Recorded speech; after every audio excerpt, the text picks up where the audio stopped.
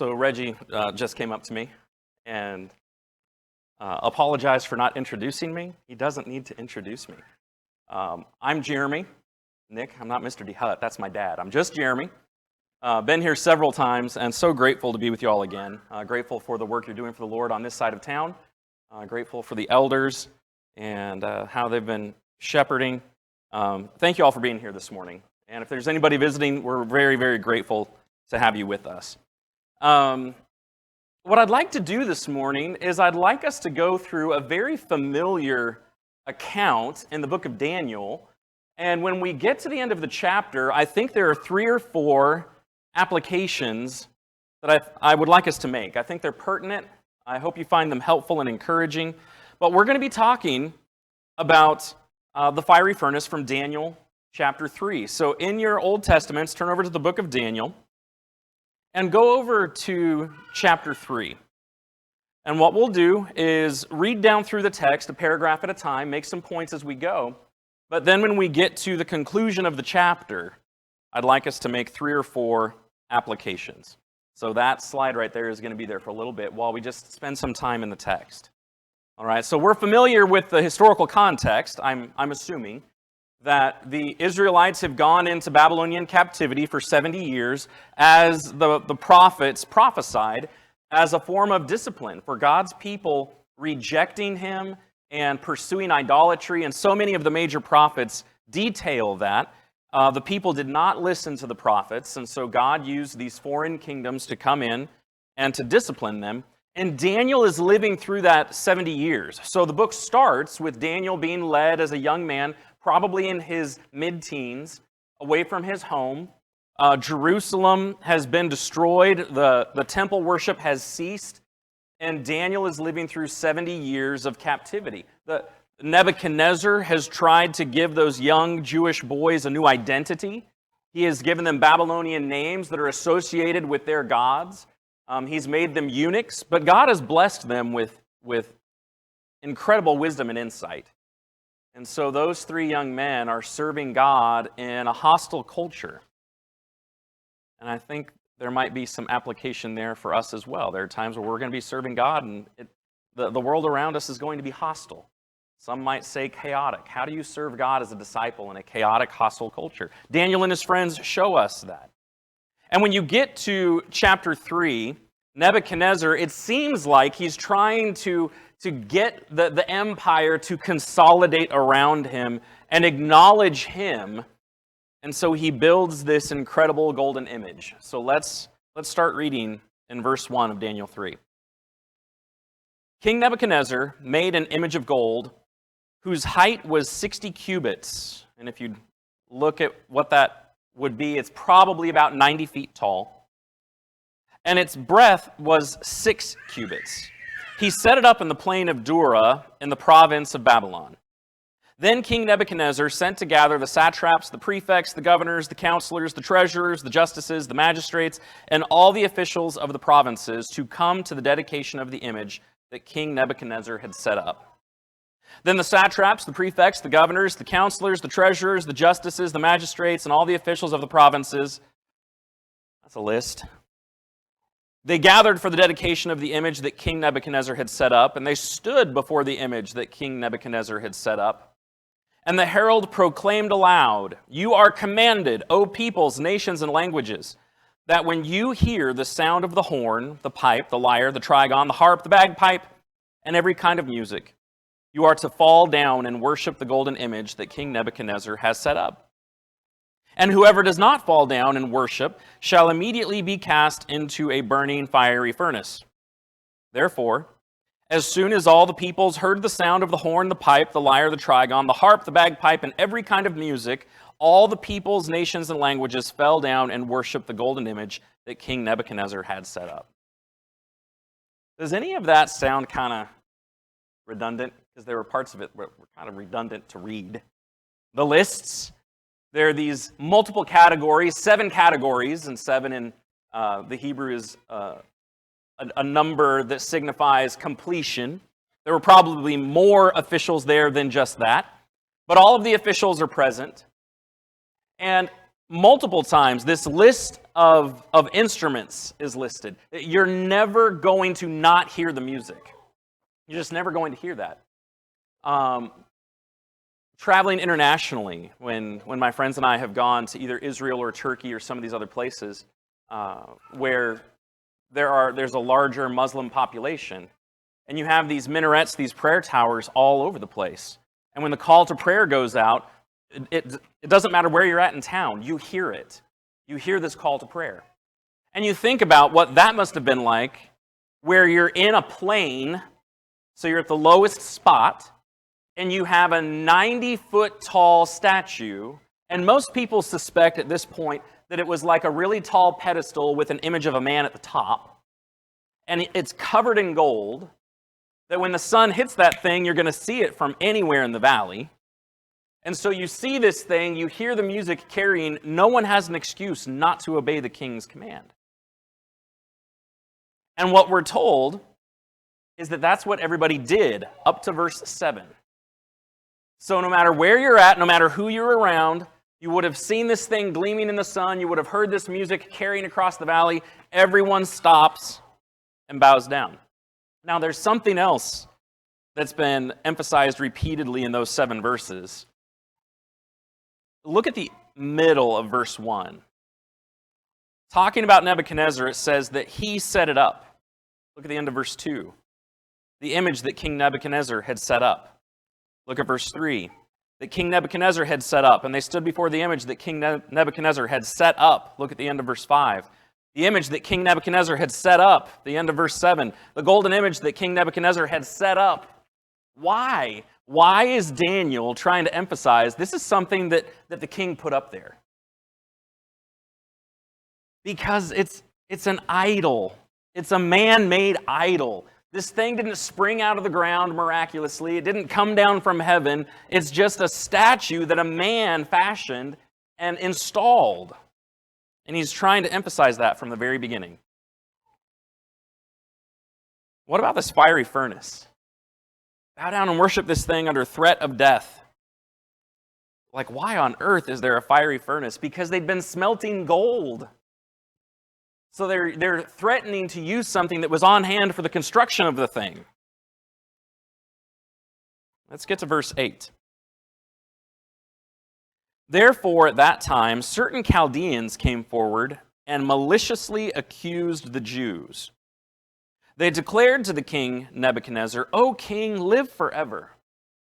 You, O king, have made a decree that every man who hears the sound of the horn, the pipe, the lyre, the trigon, the harp, the bagpipe, and every kind of music, shall fall down and worship the golden image. And whoever does not fall down and worship shall be cast into a burning fiery furnace. There are certain Jews whom you have appointed over the affairs of the province of Babylon, Shadrach, Meshach, and Abednego. These men, O king, pay no attention to you. They do not serve your gods or worship the golden image that you have set up." Let's just stop there for a second. We know from other places in Daniel that there were officials that tried to go against these men out of jealousy for them. And there are times when they go before Nebuchadnezzar or whoever is ruling at the time that they zero in on their ethnicity. And they did it here. They don't show them the respect, these officials. They start with their ethnicity. There are certain Jews that are doing this. And the accusation that they bring against them in verse 12 is threefold. The first accusation is, they don't listen to you. They're insubordinate. They're disrespectful. Not only that, they don't serve your gods. They don't share your faith. More specifically, they don't worship the golden image that you have set up. You need to stop for just a second and let's think a little bit more about that, what that golden image represented. Most people suspect that it was some kind of likeness or resemblance of King Nebuchadnezzar, where he's trying to get everybody to turn to and acknowledge that he is in some way deified or he is in some way in charge of the entire empire.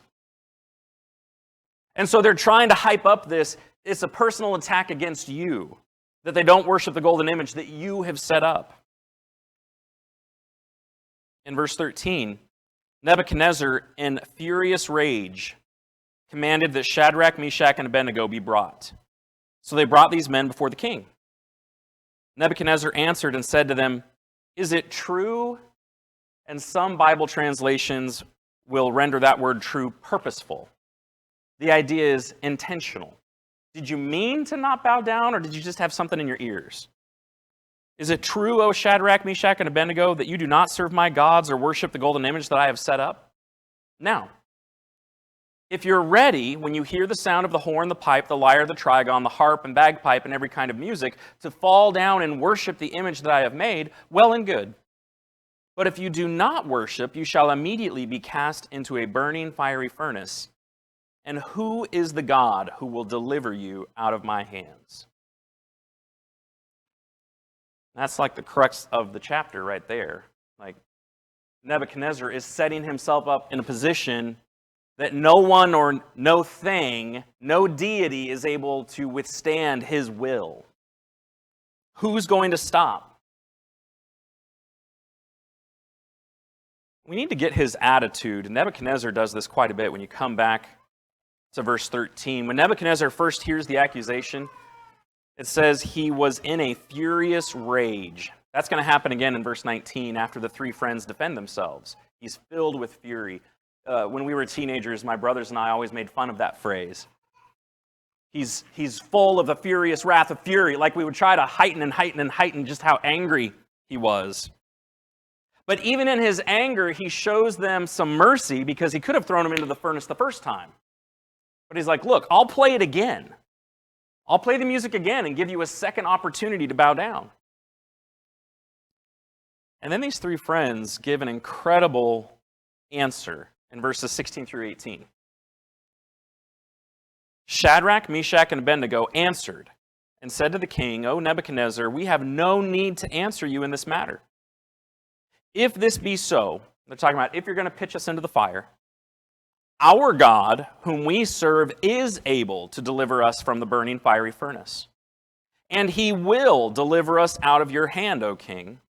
But if not, be it known to you, O king, that we will not serve your gods or worship the golden image that you have set up." Let's just talk about that answer for just a second.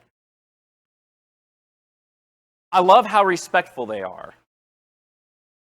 And all through the book of Daniel, you see these three young men, and even Daniel, so the four friends, you see them interact with authority figures that are disrespectful or asking them to do something that they can't do and be faithful to God. They always respond in a respectful way. They keep trying to work their way up the chain of command sometimes, but they're always respectful. They hang on to their convictions. They don't compromise. Back in chapter 1, it talks about how the young men, when they were faced with the issue of food, what kind of food are we going to eat? They had already set their mind on what they were going to do ahead of time. So there's just so much practical wisdom in how they respond to him.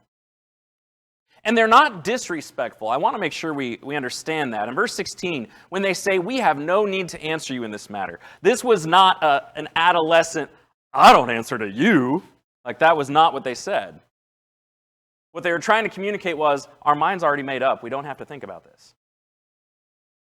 That's what they're saying. And then they talk about the power of God in verse 17. If you're going to pitch us in, fine. But God is able, because that was the question at the end of verse 15. Who is the God who will? And they're like, our God can. And we trust that he will. But even if he doesn't, and there's some humility in that, they don't presume to know what God will do. They're not going to demand that God act a certain way. They don't know God's sovereign will. They know he's capable, and they hope that he will. But they're not going to bind him to that. And so they're setting up the king. Look, it doesn't matter. You pitch us in the furnace, God could save us, but even if he doesn't, it's not because he's not there and he's not able. So either way, God is still God. And it doesn't matter what is going to happen, they're not going to compromise. And I want to just think through that for a second. Someone did this several years ago. They were trying to help those of us that were in the study think through what else could those young men have done, right? What was the command? When you hear the music, bow down. It didn't ask them to sing. It didn't ask them to hold hands. It asked them to take a posture. What could they have done to have tried to avoid this conversation? They hear the music. Oh, hey, there's a penny. They dip down. They're like, in my heart, I wasn't really, but my body was just going through the motion. Or, oh, my shoe needs to be tied. Or, I just need to take a break. I'm so tired. And they kneel down. Like, there are any number of things they could have done to make it seem like they were conforming. But they weren't even going to physically go through the motions and give the hint that they were conforming. They didn't. So when they were in this crowd, the whole crowd goes down and 3 guys are still standing. How awkward would that be? To be the only 3. And everyone's like, look, those guys are not. And so when they answered the way they did, let's get to verse 19. Again, Nebuchadnezzar was filled with fury, and the expression of his face was changed against Shadrach, Meshach, and Abednego. He ordered the furnace heated 7 times more than it was usually heated. So he's trying to get the oven to match his anger. And he ordered, in verse 20, some of the mighty men of his army to bind Shadrach, Meshach, and Abednego and to cast them into the burning fiery furnace. Then these men were bound in their cloaks, their tunics, and their hats, and their other garments, and they were thrown into the burning fiery furnace. And I'm not sure how you picture this furnace. Archaeology would indicate that this is probably a dome-shaped furnace with a door in the face where they could feed the fuel for heating it up. And then there was an opening in the top. And so they probably had a platform that reached to the opening in the top, and they were going to pitch them in through the top. So they throw them in. But verse 22, because the king's order was urgent and the furnace overheated, the flame of the fire killed those men who took up Shadrach, Meshach, and Abednego. And these 3 men, Shadrach, Meshach, and Abednego, fell bound into the burning fiery furnace. I mean, the thing is so hot that when the strong, mighty men get close, they're overcome by heat, and the 3 friends fall in. And you know how this ends. We teach it to our kids. Verse 24.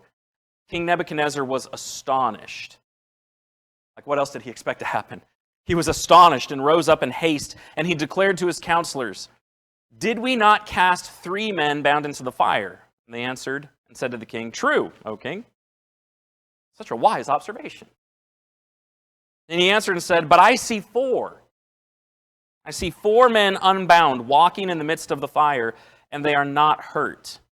And the appearance of the 4th is like a son of the gods." And there's different opinions as to what he saw there. There are some commentators that believe that that's a reference to Jesus. There are some commentators that believe that's just describing an angelic being. And looking at the context of Daniel, I'm inclined to think that's what that's describing. You see angelic beings serving Daniel all through the book. So it's not describing a son of God, it's describing someone who was a spiritual being but looked like a man. Verse 26.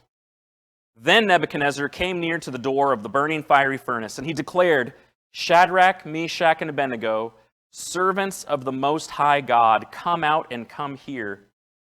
And Shadrach, Meshach, and Abednego came out from the fire. And the satraps and the prefects and the governors and the king's counselors gathered together and saw that the fire had not had any power over the bodies of those men. The hair of their heads was not singed, their cloaks were not harmed, and no smell of fire had come upon them. If any of you all have gone camping, you know, you come home smelling like a campfire. I mean, it's such a masculine scent. Everything smells like smoke.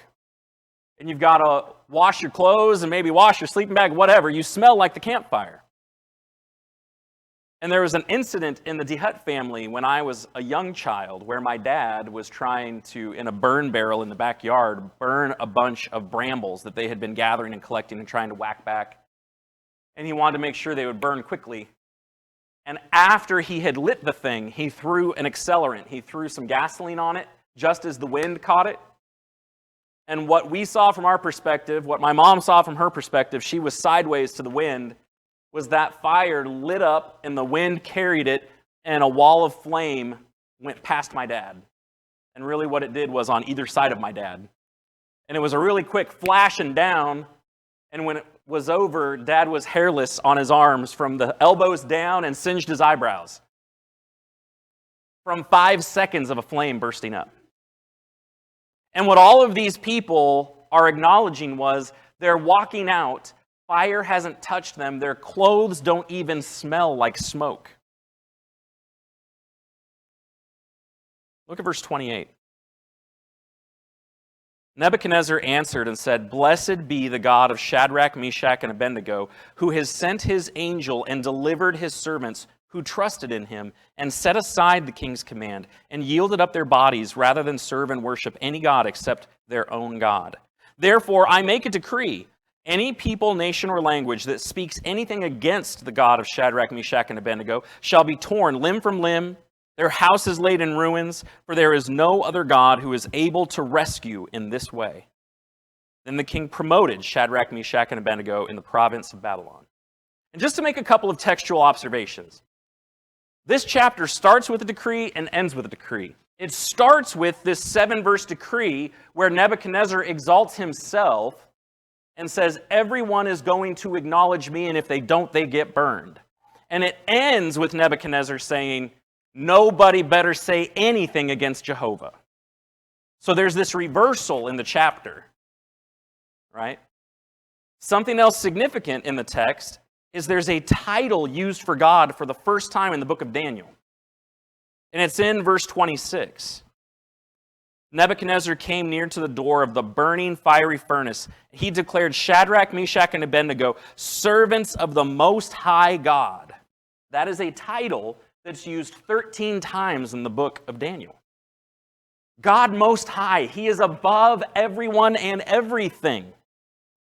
That's a significant statement from the ruler of a foreign empire. And then they keep acknowledging that. One of the neat things about the book of Daniel is the way Nebuchadnezzar's understanding of God increases through the book. I don't know where he ended his life spiritually, but through the course of the book, he understands and acknowledges more and more and more and more about Jehovah God. What's also interesting to note is half of Daniel is written in Aramaic, not Hebrew. And the significance of that, most people suspect, is that the first half of the book of Daniel is actually God communicating to the ancient world of that time, all of these non-Israelites, trying to teach them about God. But then we come down to our verse where we want to make 3 or 4 applications. Before I get to that, I would just like to say, we need more young people like that. We need more young people like that. Young people that have conviction. Young people that are respectful to authorities, even authorities that they don't necessarily agree with. Young people that through their actions are going to bring glory to God and not themselves. We need more young people like that. Okay, I'll get off that soapbox. Verse 28. We'll try to... There we go. Nebuchadnezzar answered and said, Blessed be the God of Shadrach, Meshach, and Abednego, who has sent his angel and delivered his servants who trusted in him and set aside the king's command. The first thing we're going to note is their trust.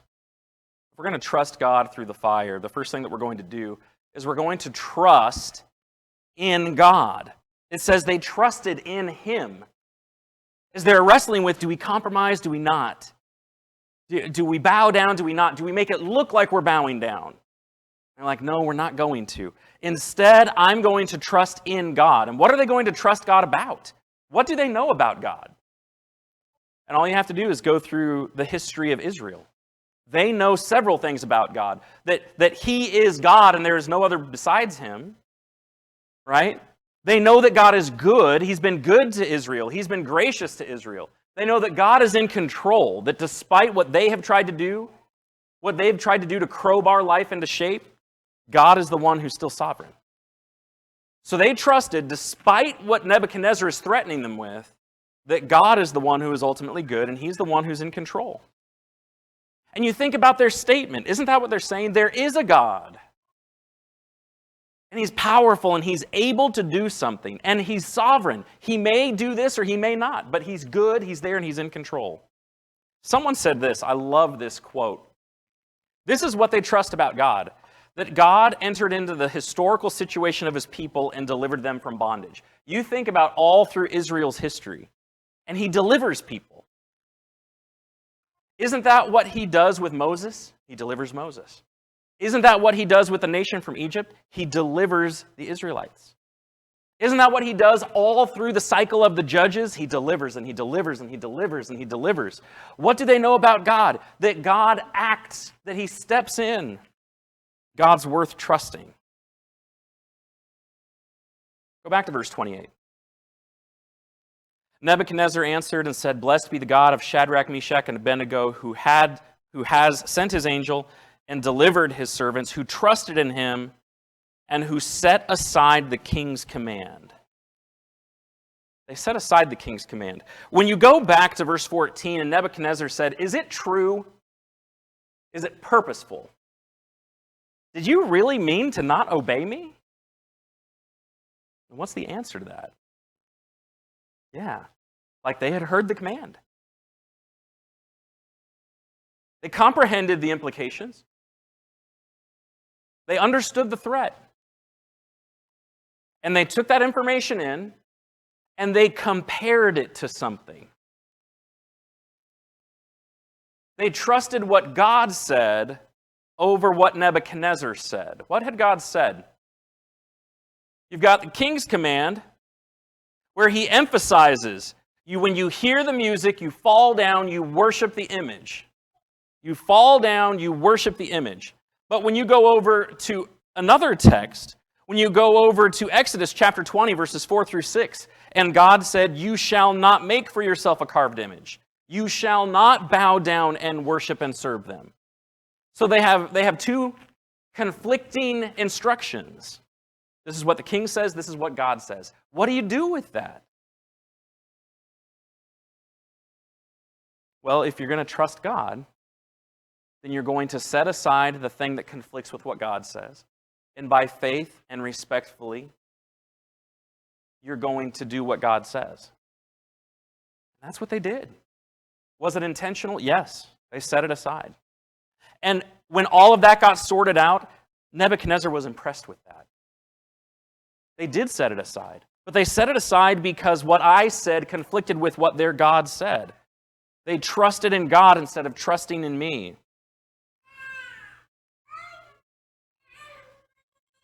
They set aside the king's command and yielded up their bodies. They yielded up their bodies. And we're going to make a couple of points from that one phrase. What does it mean that they yielded up their bodies? This is just a difficult point to make. And maybe it's a harder point to make the younger of a disciple that you are. It's an easier point to make the older of a disciple that you are. Because what was the consequence? If we don't follow what Nebuchadnezzar says, he's going to throw our youthful bodies into that fire and we're done. That means no future. We're done. Let's put it in modern terms. I'm not going to go to school. I'm not going to buy a house. I'm not going to drive the Tesla. I'm not going to, whatever. I'm not going to get married. I'm not going to have the kids. I'm not going to travel here. Travel is such a big thing. I'm not going to see all these different places in the world. You're asking me to throw my future away. And these Old Testament disciples said, we're just going to trust our future to God. And if we're done, we're done. Because there's more to our life than what may happen here. And they yielded up their bodies. You think about all of the passages that reinforce that idea. What Paul says over in Romans chapter 12. We're going to present our bodies as a living sacrifice. My body is not my body anymore. It belongs to Christ. 1 Corinthians chapter 6. My life and all of me, all of this, as great as it is, it belongs to Jesus. It belongs to God. When I graduated high school, I had an uncle that lived in California, and he wasn't able to be there for my graduation. He wasn't able to be there for all of the celebration. And so he mailed me a gift, and there was the card, the typical card from a family member at high school graduation. And I can't remember if there was cash in the card or not. I don't remember. What I remember was the T-shirt.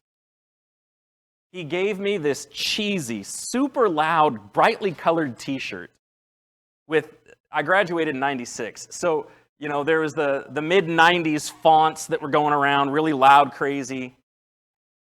And what the saying on the shirt was, I love the saying, I don't know what the future holds, but I know who holds the future. It was a faith-based T-shirt. And I wore that thing until it fell apart. And it wasn't because it was cool. It wasn't cool. It was ugly. It would have won an ugly T-shirt contest. But the saying was so right. I don't know what the future holds, but I know who holds the future. And that's what God is trying to communicate in Daniel chapter 3. He is God Almighty. He is the one who is in control. What's being described here is a life of faith. I don't know what's going to happen tomorrow. All I can do is what I'm able to do today as I obey God and follow God. There's a fantastic passage over in Hebrews chapter 11, verse 8.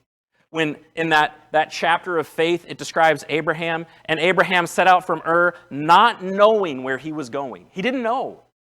He had never been there before. But he knew something about God, and so he just followed God. That's faith. If you're going to trust God through the fire, you want to trust God with your future. And this just might be stating the obvious. I tend to do that. Going back to that phrase, yielding up their bodies, they were yielding up their bodies to be burned, consumed. That's hard. It's hard to contemplate suffering and being persecuted for your faith. But they made the decision, anticipating that it was going to lead to difficulties. I'm going to trust God even when it's hard. It is so easy. It is so easy to trust God when things are good. When things are easy. When everyone's healthy. When there's plenty in the bank account. When we can worship like we've been worshiping for decades. So easy. It's more difficult to place our faith in Him when it's harder. When there's not as much money in the bank account and people are sick and there are struggles. It's harder. And it's in those moments that our faith is really being refined and tested. But if I'm going to trust God through the fire like these three young men, I'm going to trust God even when it's hard. And all of those things go back to the first point because of what we know about God. He's good and He's in control. And He means all of this for our good. Right? I can't imagine going through a fire or a difficulty. I can't imagine doing that without God. I can't imagine that. And there's some of you who know us a little bit more than others. And this isn't to impress you in any way. Like, you've gone through your fires, we've gone through ours. You may be going through fire right now. Our family, over the course of our almost 19-year marriage, we've lost 2 sons. One when he was 6 and the other when he was close to 11. We have 2 sons in heaven. That was hard. And they were special needs. So while they were here, it was hard. Right? We've moved a bunch. That's hard.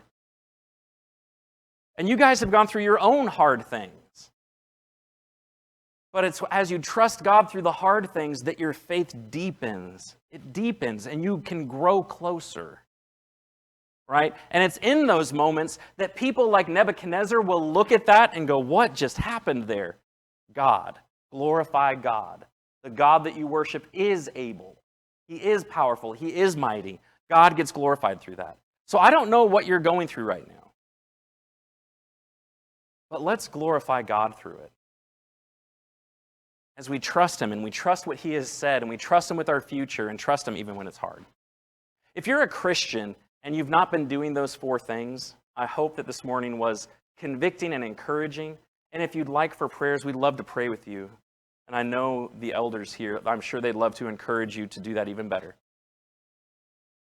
If you're not a Christian yet, who are you living for? Because you're going to go through a fire. And the only way you're going to get through it is if you go through it with God. Whoever needs to respond to the sermon this morning, to Daniel chapter 3, please let us know while we stand and while we sing.